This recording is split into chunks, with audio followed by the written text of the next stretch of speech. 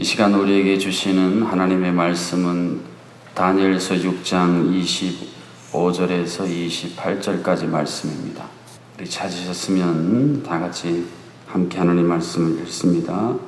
이에 다리오 왕이 온 땅에 있는 모든 백성과 나라들과 언어가 다른 모든 사람들에게 조서를 내려 이르되 원하건대 너희에게 큰 평강이 있을지어다. 내가 이제 조서를 내리노라. 내 나라 관할에 있는 사람들은 다 다니엘이 하나님 앞에서 떨며 두려워할지니 그는 살아계시는 하나님이시요 영원히 변하지 않으시리시며 그의 나라는 멸망하지 아니할 것이요 그의 권세는 무궁할 것이며 그는 구원도 하시며 건져내기도 하시며 하늘에서든지 땅에서든지 이적과 기사를 행하시는 이로써 다니엘을 구원하여 사자 입에서 벗어나게 하셨음이라 하였더라. 이 다니엘이 다리오 왕의 시대와 바사 사람 고레스 왕의 시대에 형통하였더라. 아멘. 모든 사람들은 자신만이 갖고 있는 기준이 있습니다. 그 기준을 가지고 모든 것을 판단하고 그로 말미암아 여러 가지 전혀 다른 양상을 경험합니다. 그런데 중요한 것은 그 기준이 하나님 보시기에 바른 기준인가 그렇지 않은가. 하나님의 사람들은 이것이 기준을 결정하고 기준이 옳은가 그런가를 판단하는 중요한 시금석이 되어야 된다는 말씀입니다. 예를 들어서 예배에 대한 여러분의 기준이 무엇인지 한번 생각해 보십시오. 오늘날 많은 크리스찬들의 예배의 기준은 내가 되어버렸어요. 그래서 내가 오늘 은혜를 받는 게 예배의 기준이 되니까 수동적인 자세로 내가 예배를 판단하기 시작합니다. 예를 들면 찬양대 오늘 잘했나 못했나, 내게 은혜가 됐나 안 됐나, 또 강단에서는 말씀을 전하는 목회자의 설교 오늘 은혜가 됐나 안 됐나, 내가 은혜 받았는가 안 받았는가가 기준이 되면 예배가 대단히 원래 하나님이 주신 의도에서 빗나갑니다. 예배의 기준은요, 내가 오늘 은혜를 받았나 안 받았나 그게 아니라 오늘 내가 예배자로서 하나님 앞에 영광을 돌렸는가, 이게 기준이 되어야 됩니다. 가인과 아벨이 하나님 앞에 올려드린 제사 예배를 보십시오. 하나님께 영광이 되는 게 있고 그렇지 않은 게 있었어요.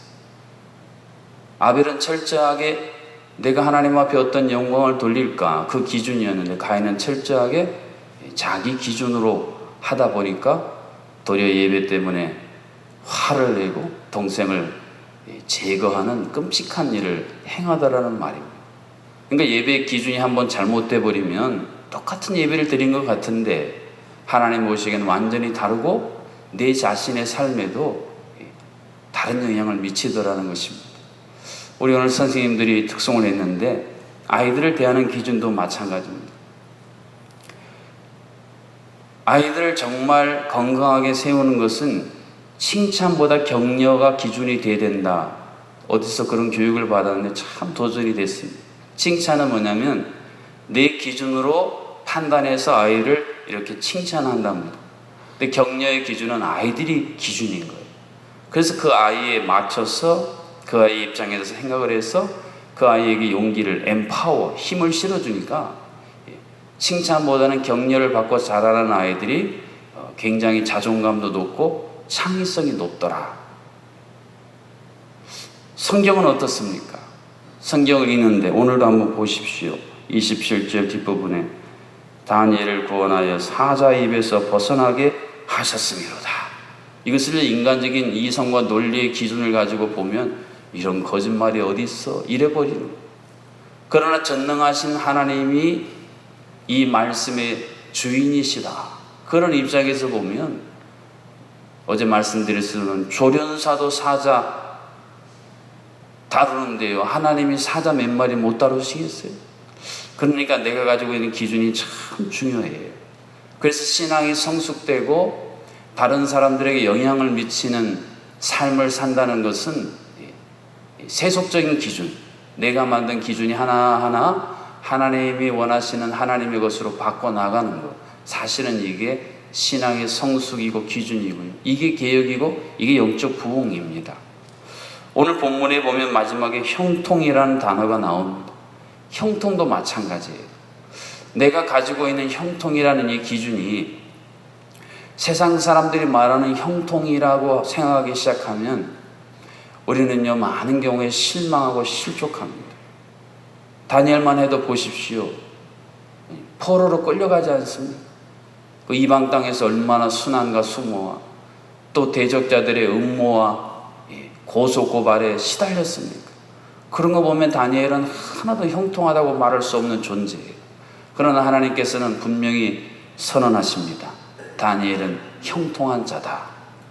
그러면 어떤 의미에서의 형통인가? 왜 다니엘은 어떤 의미에서 하나님 보시기에 형통한 자였는가? 우리가 이런 것들을 묵상해 보게 되면 사실은 내 삶에 대해서 풀리지 않은 많은 의문들, 많은 숙제들이 해결이 됩니다. 자, 26절 하반절에 보면 다리오 왕을 통해서 하나님에 대해 고백하는 내용이 먼저 이렇게 기록이 되어 있습니다. 그는 살아계시는 하나님이시요 영원히 변하지 않으실 이시며 그의 나라는 멸망하지 아니할 것이요 그의 권세는 무궁할 것이다. 여기 보면 하나님에 대한 속성을 얘기함과 동시에 하나님의 나라와 권세에 대한 대단히 중요한 내용을 하나님께서 다리오 왕을 통해서 고백해 하십니다. 종종 보면 엉뚱한 사람들의 입술을 통해서 말입니다. 하나님께서 하나님의 역사를 종종 드러내실 때가 있어요. 여기 보면 그의 나라는 멸망하지 아니할 것이요 그의 권세는 무궁할 것이다. 그러니까 다니엘이 형통했다라고 하는 이 형통의 중요한 기준, 그 중요한 프리즘이 뭐냐면 하나님의 나라와 권세의 눈으로 봤더니 다니엘이 형통한 자가 되었다, 그런 말씀이에요. 그러면 이것은 오늘 내 삶, 내 자녀들, 우리 가정, 우리 교회를 볼 때에 소위 세상 사람들이 말하는 성공이라는 기준으로 보지 마시고 하나님의 나라, 하나님의 권세라는 이 새로운 안경을 쓰고 보기 시작하면 하나님을 믿는 하나님의 자녀들, 하나님의 공동체에 형통이 아닌 게 없습니다. 왜 그렇습니까? 하나님의 나라는 멸망하지 아니한다 했습니다.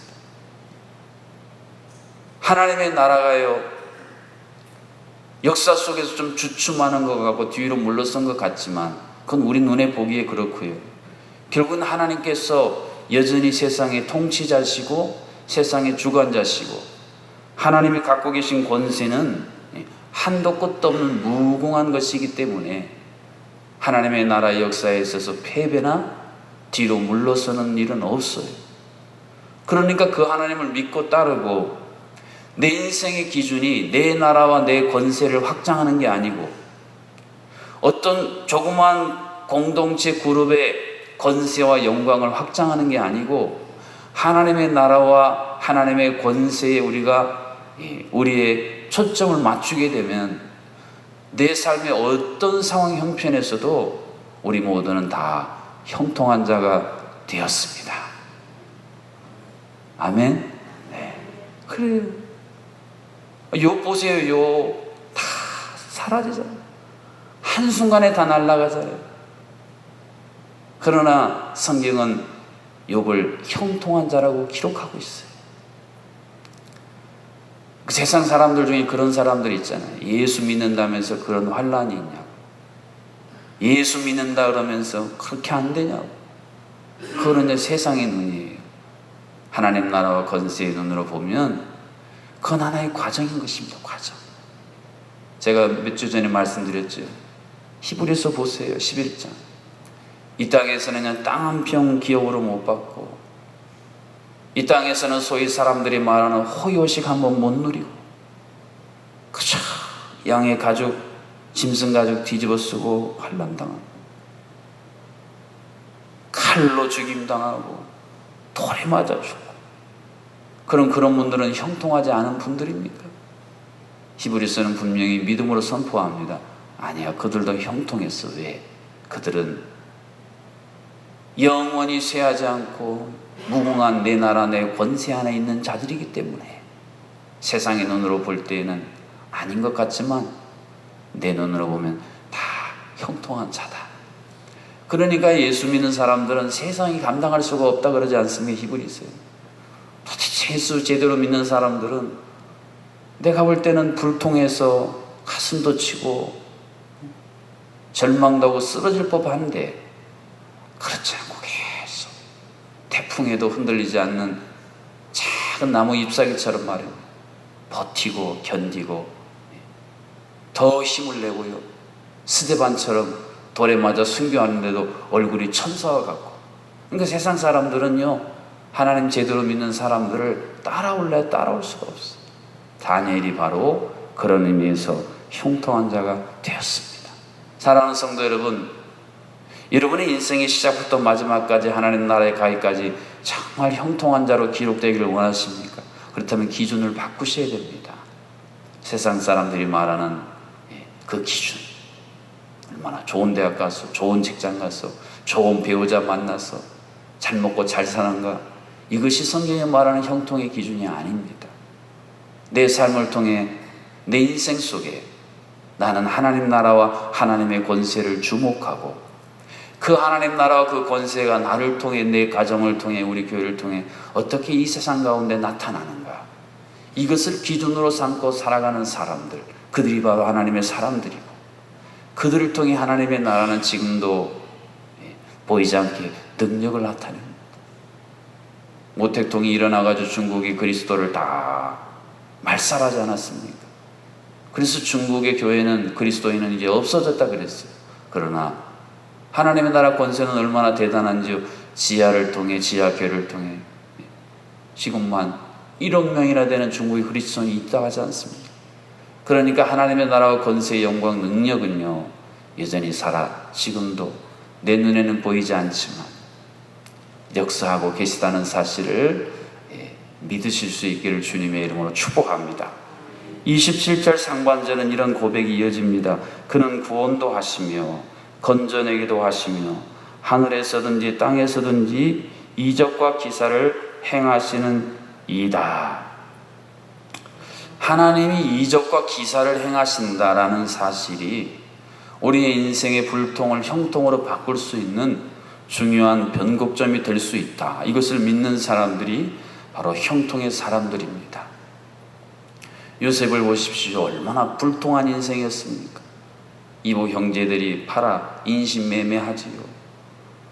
너애로 좀 종으로 열심히 일해버렸더니 또 모함받지요. 감옥에 갇혀요.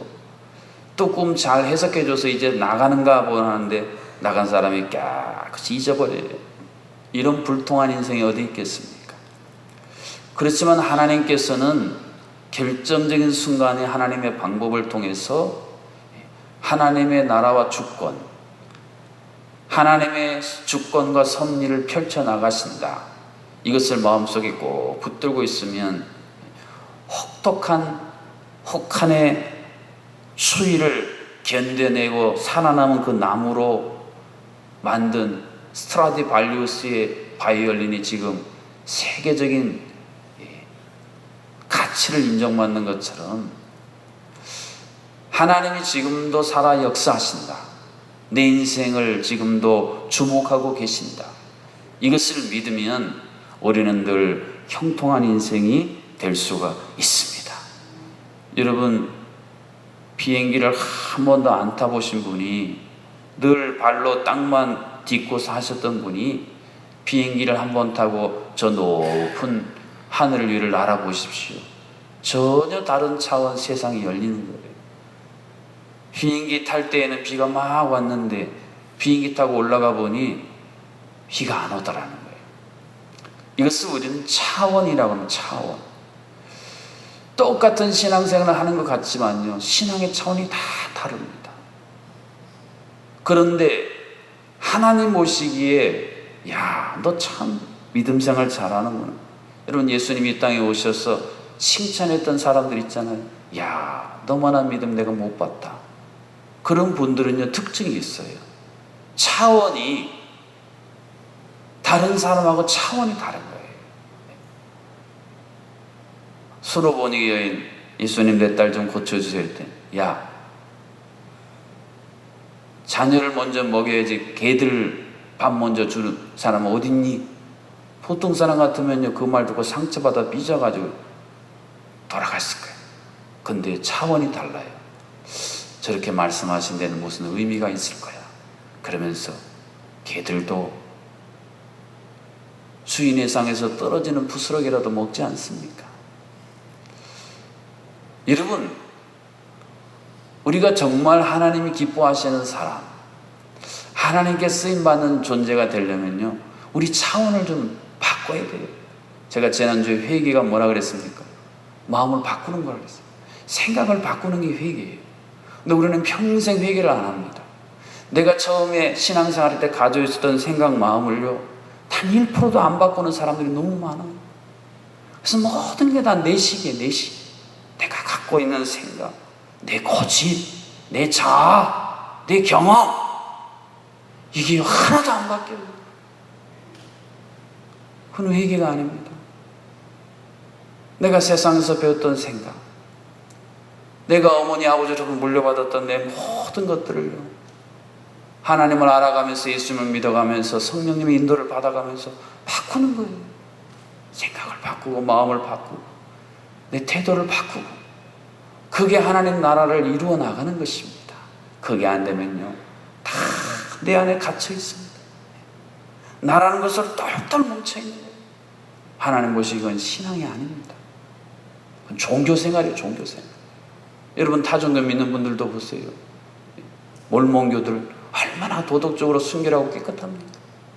그러나 그건 자기 기준이에요. 하나님의 기준이 아니더라는 것입니다. 하나님께서 오늘 다니엘을 통해서 우리 인생의 기준에 대한 도전을 들려주고 계십니다.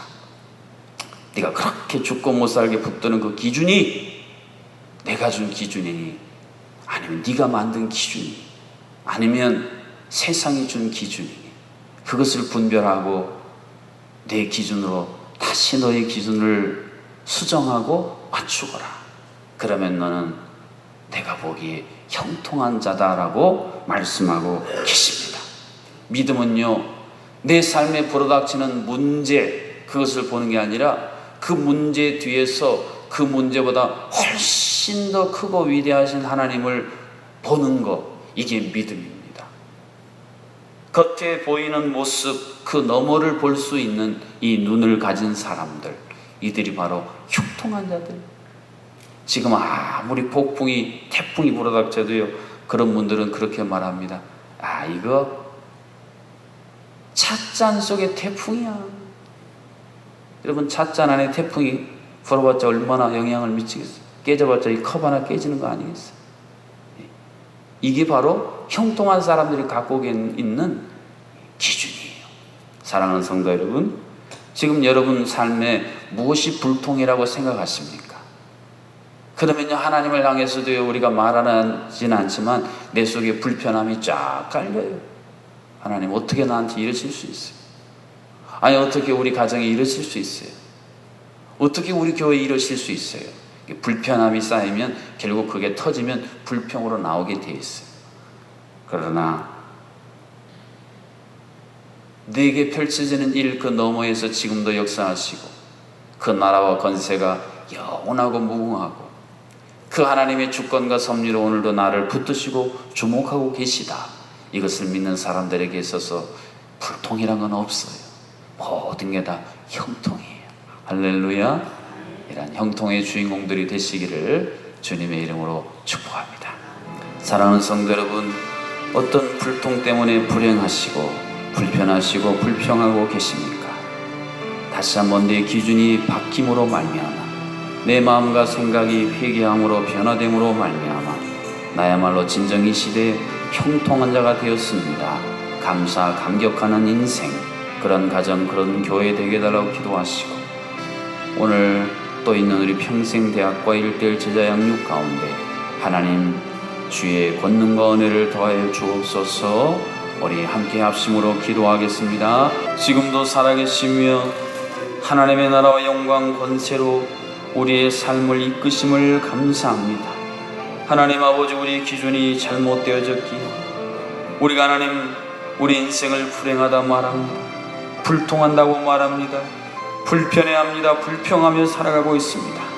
다시 한번 하나님의 다림줄로 우리의 인생 신앙의 건축물들이 그 기준이 바로 잡힘으로 말미암아 하나님 앞에 갔을 때에 다 무너지고 불타고 사라지는 것이 아니라 주여 불을 지나 연단한 정금처럼 하나님 앞에 칭찬받고 영광받는 그런 삶을 살아가도록 오늘 우리의 기준을 새롭게 하여 주시옵소서.